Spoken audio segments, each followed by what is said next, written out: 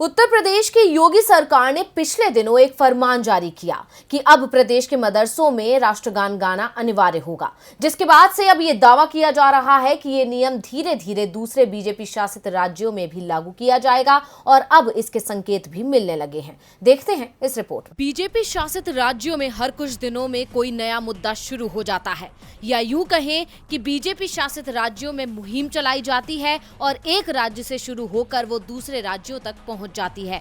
अब ऐसे ही एक नए मुद्दे ने जन्म ले लिया है और वो मुद्दा है मदरसों में राष्ट्रगान गाना अनिवार्य करना। अब इस नई मुहिम की शुरुआत उत्तर प्रदेश से हुई और अब धीरे धीरे ये हरियाणा, मध्य प्रदेश आदि राज्यों में पहुंच रहा है। ऐसे में अब जल्द ही हरियाणा के मदरसों में राष्ट्रगान अनिवार्य हो सकता है। इस बात के संकेत मिले हैं हरियाणा के शिक्षा मंत्री कंवर पाल के बयान से।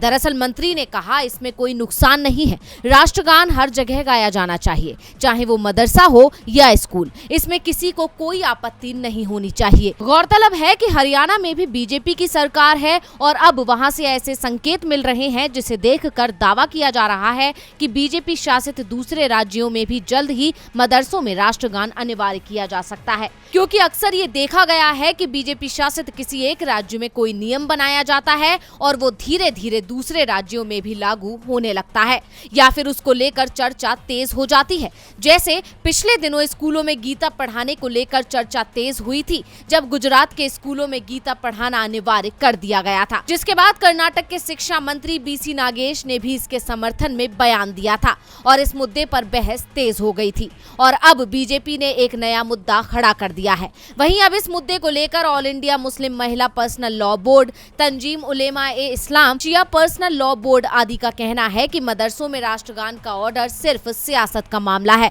सरकार राष्ट्रगान गाने के लिए केवल मदरसों को ही क्यों कह रही है? और भी तो स्कूल हैं, क्रिश्चियन स्कूल, सिख स्कूल, बौद्ध स्कूल हैं, इनमें क्या हो रहा है इनसे भी पूछना चाहिए था। सरकार को केवल हमसे ही क्यों प्रॉब्लम है? यानी साफ है कि बीजेपी ने मुस्लिमों को टारगेट करने के लिए नया मुद्दा ढूंढ लिया है। डीवी लाइव की रिपोर्ट।